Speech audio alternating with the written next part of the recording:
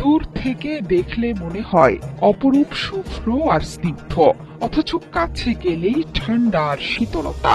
এই শ্বেত শুভ্র বরফের পরতে পরতে মৃত্যুর হাতছানি। এই পুরো বরফের আস্তরণেই লুকিয়ে আছে বিশাল রহস্য এবং বিশ্বের সবচেয়ে বড় ধন ভাণ্ডারের খোঁজ, যার খোঁজে অস্ত্রে এরই মাঝে শান দিচ্ছেন রুশ প্রেসিডেন্ট ভ্লাদিমির পুতিন। প্রস্তুত হচ্ছে শি জিনপিং এর বিশাল চীনা বাহিনী। এই সম্পদের লোভে চীন রাশিয়ার সাথে টেক্কা দিতে চায় ডোনাল্ড ট্রাম্পের আমেরিকা এবং পশ্চিমা শক্তি। এই অ্যান্টার্কটিকায় সন্ধান পাওয়া গেল কোটি কোটি টন ব্যারেল তেলের। পুরো অনুসন্ধানের কৃতিত্ব রাশিয়ার। তথ্য বলছে অ্যান্টার্কটিকায় বরফের নিচে সবচেয়ে বড় অপ্রকাশিত তেলের মজুদের সন্ধান পেয়ে গেছেন রুশ গবেষকরা।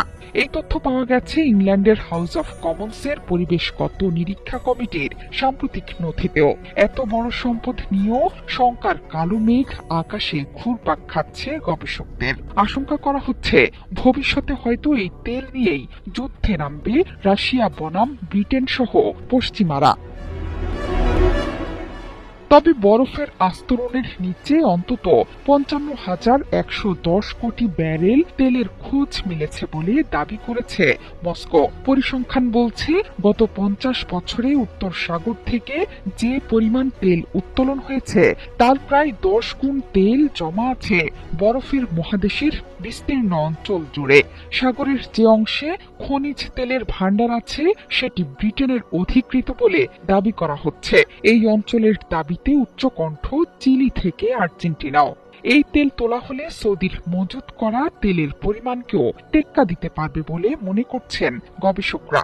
যদিও বিপুল তেল কে কুক্ষিগত করবে তা নিয়েও তৈরি হয়েছে বিতর্ক। বিতর্কের কেন্দ্রবিন্দুতে ১৯৫৯ সালের অ্যান্টার্কটিক চুক্তি।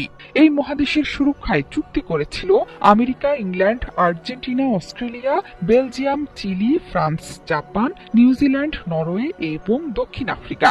এই মহাদেশে শুধুমাত্র বৈজ্ঞানিক গবেষণার জন্য অনুমতি দেওয়া হয়। সেখানে সব রকম সামরিক কার্যকলাপ বা সেখানকার সম্পদ শোষণ নিষিদ্ধ। চুক্তি অনুসারে অ্যান্টার্কটিকায় পারমাণবিক বিস্ফোরণ এবং তেজস্ক্রিয় বর্জ্য পদার্থের নিষ্কাশন নিষিদ্ধ।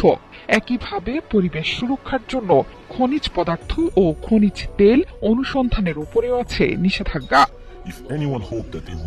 রাশিয়া এরই মধ্যে মহাদেশটিতে স্থাপন করেছে ৫টি গবেষণা কেন্দ্র। এর মাঝে রাশিয়া হাত মিলিয়েছে চীনের সাথে। এই সম্পর্ক নিয়ে বর্তমানে উদ্বিগ্ন পশ্চিমা বিশ্ব। রাশিয়া ইউক্রেন যুদ্ধের শুরু থেকেই অ্যান্টার্কটিকা নিয়ে কৌশলী মস্কো। অভিযোগ উঠেছে পশ্চিমা নিষেধাজ্ঞার কবলে থাকায় অ্যান্টার্কটিকায় বৈজ্ঞানিক গবেষণার আড়ালে বাণিজ্যিক উদ্দেশ্যে তেল ও গ্যাস খোঁজার দিকেই বেশি মনোযোগী পুতিনের দেশ। বিশেষজ্ঞদের দাবি, যুদ্ধে সামরিক এবং আর্থিক দিক থেকে বাঁচতে সবচেয়ে বেশি প্রয়োজন জ্বালানির। পেট্রোল ডিজেলের যোগান ঠিকমতো না হলে যুদ্ধক্ষেত্রে অগ্রসর হওয়াও কঠিন।